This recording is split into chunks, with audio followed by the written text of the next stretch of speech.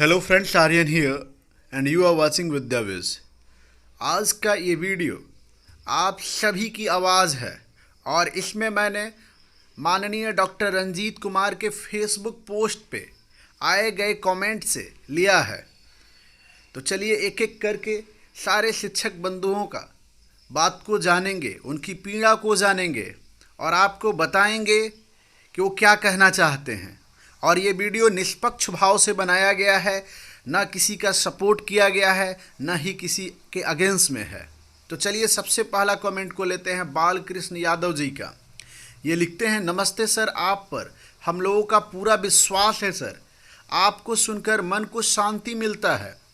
हम लोगों के आगे अंधकार ही अंधकार दिखाई दे रहा है सर। बस आप ही एक आशा की किरण हैं।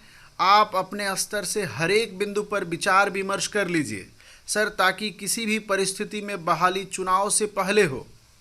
94,000 स्टूडेंट के साथ उनके परिवार वालों के लिए आप ही एक आशा की किरण हैं सर जी।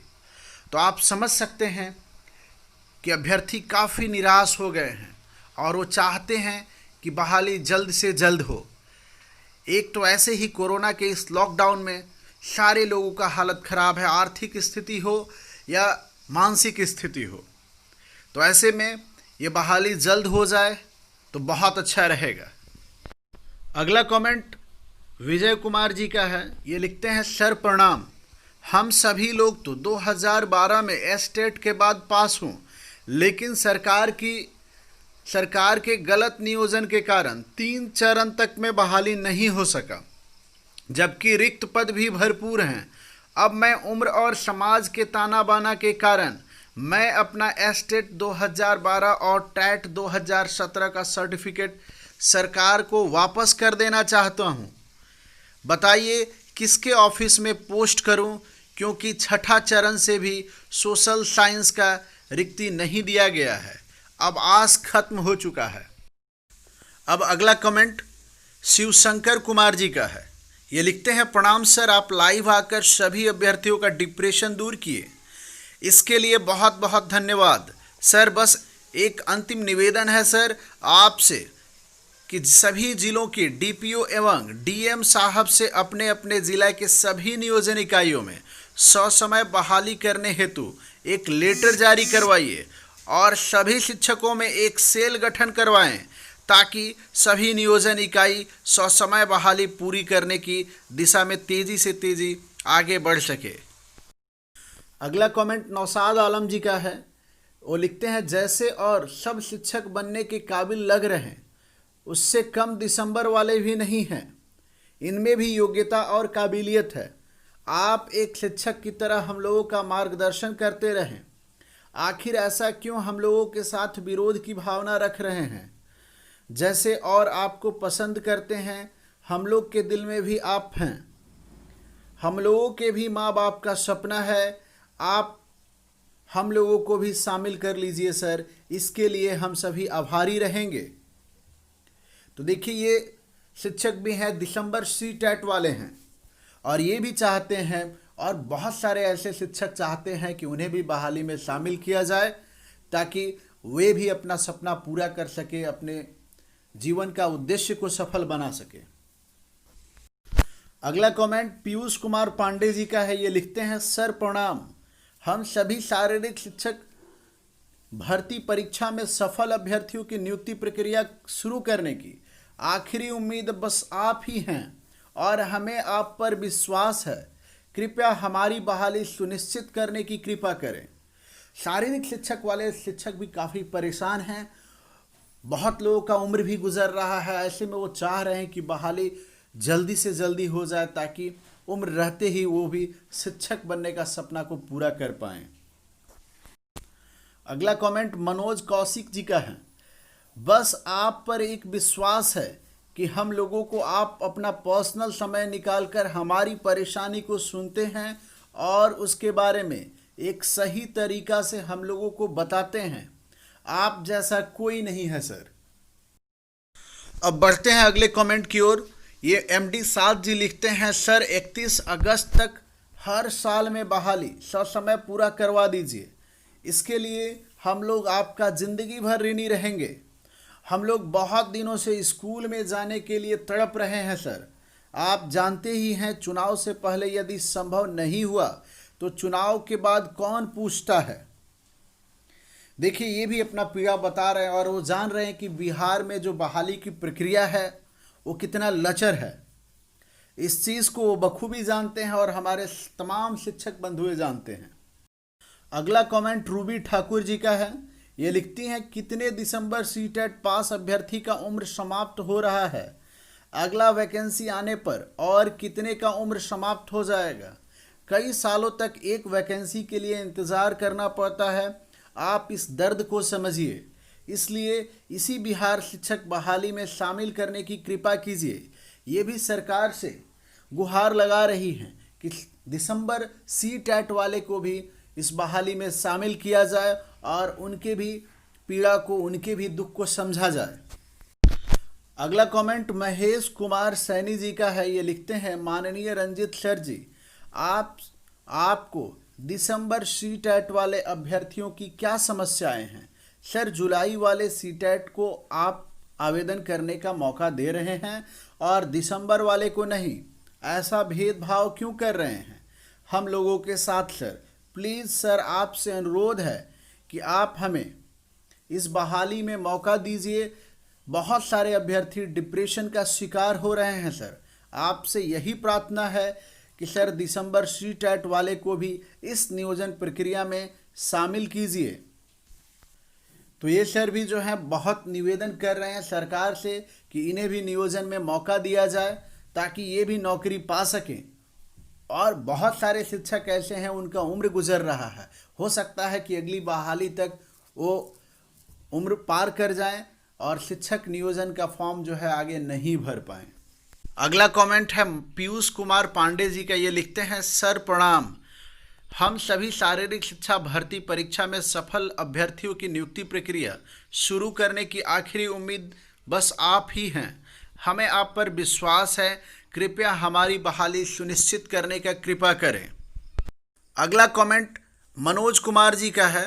सर, आज के इस दौर में सभी व्यक्ति को समय का बहुत अभाव है, पर आप एक कलेक्टर हैं, साथ ही बिहार के इतने बड़े जिम्मेवारी वाली पद पर होते हुए भी हम सभी को ज्ञान की रोशनी बिखेरने के लिए समय समय पर आते रहते हैं। इसके लिए आपको कोटि कोटि प्रणाम। अगला कमेंट दिलीप कुमार जी का है। ये लिखते हैं, सही मेधा का चयन तभी संभव है जब प्राथमिकता समाप्त हो जाए।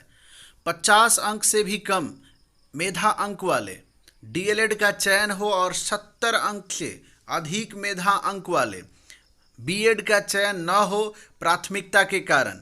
यह सर्वथा अनुचित है, जबकि 6 माह का सेतु कोर्स अनिवार्य ही है। अतः प्राथमिकता को समाप्त करने का निर्णय अवश्य लेनी चाहिए। ये शिक्षक बंधु बीएड से हैं और ये चाहते हैं कि बीएड वाले को भी बराबरी का मौका दिया जाए इस बहाली में, ताकि वो भी इस बहाली में शिक्षक बन पाएँ। अगला कमेंट सुनील भारती जी का है। ये लिखते हैं, बहुत बहुत धन्यवाद सर आपका। कल की सूचना सुनने के बाद पता नहीं कितने अभ्यर्थी डिप्रेशन में चले जाते अगर स्टे हुआ होता तो। आपके द्वारा 100 समय लाइव आकर हम अभ्यर्थियों को मोटिवेट करते रहते हैं। आप और आश्वासन भी मिलता है हमारी बहाली ससमय पूरी होगी। जहां तक हमें पता है, आज तक ऐसा कोई भी अधिकारी नहीं है जो अभ्यर्थियों की समस्या को इतनी गंभीरता से सुनकर उनका निराकरण करते होंगे। अगला कमेंट रवि रंजन जी का है। ये लिखते हैं, सर प्रणाम, यहाँ बहुत पुराने आवेदक भी हैं।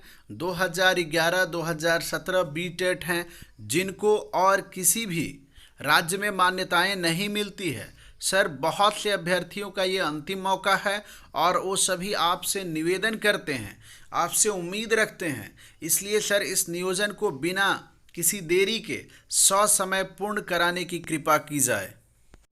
अगला कमेंट मुकेश कुमार राज जी का है। ये लिखते हैं, सर सीटेट दिसंबर वाले को इस नियोजन प्रक्रिया में मौका नहीं मिला तो करियर बर्बाद हो जाएगा। सर, आप हम लोगों के लिए भगवान हैं, इसलिए भगवान सबके हित में भला करते हैं। सर प्लीज़ हम लोगों का भी हेल्प कीजिए, हम लोगों का भी भला कीजिए। अगला कमेंट प्रिया कुमारी जी का है। ये लिखती हैं, रिस्पेक्टेड सर, अब तो आप ही होप हैं हम लोगों की बहाली का। प्लीज़ सर अब कोई भी अड़चन नहीं होने दीजिए और हम लोगों का इंतज़ार और बेरोज़गारी ख़त्म करके नौकरी दीजिए। अगला कमेंट सुनील राज जी का है। ये लिखते हैं, अब तो हम लोगों की डूबती नैया के खेवैया आप ही हैं सर, हमें कोई प्राथमिकता नहीं चाहिए। यही करते करते तो आज ये दिन देखना पड़ रहा है। एक साल से जगो साथियों, जागो और एकजुट होकर लड़ाई लड़ो, तब बहाली पूरी हो पाएगी, नहीं तो कुछ नहीं होगा, सब बैठे रह जाएंगे। बिल्कुल सही बात है। जितना जल्दी ये बहाली प्रक्रिया पूरी हो उतना ही तमाम शिक्षक बंधुओं के लिए ये बेहतर होगा, उनके करियर।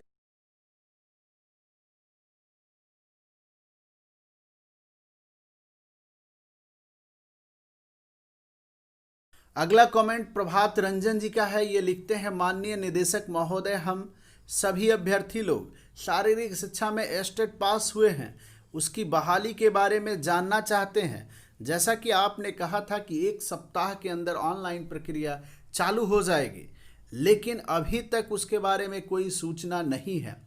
कल जो आप लाइव हुए उसमें अपने शारीरिक शिक्षक के बारे में कुछ नहीं बताया। कृपया करके मार्गदर्शन करने की कृपा की जाए। इसके लिए हम सभी अभ्यर्थीगण आपका सदा आभारी बना रहेंगे। अगला कमेंट मनीष कुमार राज जी का है। ये लिखते हैं, आपके कल के बयान से बहुत सारे दिसंबर सीटेट अभ्यर्थी सुसाइड कर सकते हैं। इसका जवाब देही कौन होगा, कौन लेगा सर? इस तरह से अफसरशाही नहीं चलने वाली है सर। सबका अधिकार है कोर्ट जाने का। आप अपने पैर के नीचे कोर्ट के आदेश को नहीं रोक सकते हैं।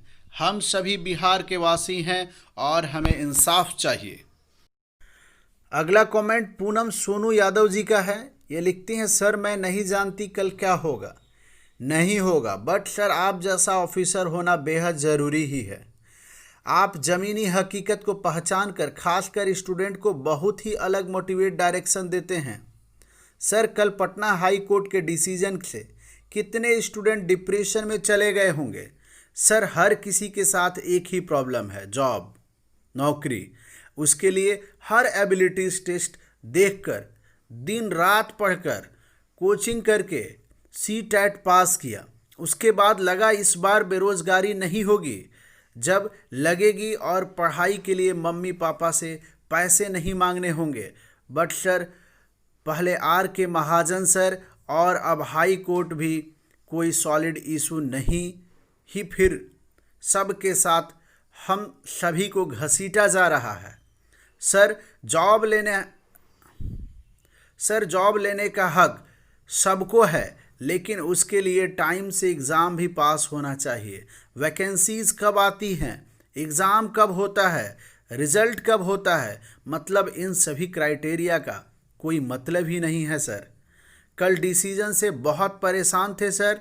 सर मैं बीपीएससी करना चाहती हूँ, मेरे पास 3 या 4 साल ही टाइम है। सोचा था बच्चों को पढ़ाने के बाद पार्ट टाइम अच्छा कोचिंग ज्वाइन कर लूँगी, पापा से पैसे नहीं लेने होंगे। इतनी दिक्कत है सर घर में, कुछ खास नहीं लगता होगा मेरा। यही कहना चाहते हैं सर, आप टाइम पर नियोजन करा दें। आप इतने अच्छे पोजीशन पर होकर हम लोगों की बातों को गंभीरता से लेते हैं और वो हमारे लिए काफ़ी है सर।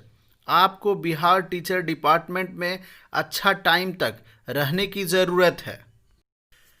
सारे कमेंट्स तो लेना संभव नहीं था, कुछ कमेंट्स को मैंने लिया और हर एक तरह के शिक्षकों को, चाहे वो सीटेट हो, बीटेट हो, दिसंबर सीटेट हो या शारीरिक शिक्षा के टीचर हों, तो मैंने कोशिश किया कि हर लोगों की बात को सभी के साथ जो है रखा जाए, उनकी पीड़ा को जाना जाए। ये किसी के पक्ष विपक्ष, सही गलत के ऊपर वीडियो नहीं है, बस उनकी बातों को रखा गया है। तो आप तमाम शिक्षक बंधु अगर आप इस वीडियो को देख रहे हैं तो लाइक कीजिए, शेयर कीजिए, हमारे चैनल को सब्सक्राइब कीजिए और बेल नोटिफिकेशन को ऑल पर सेट कर दें ताकि हम आप तक ऐसी ही वीडियो को लाते रहें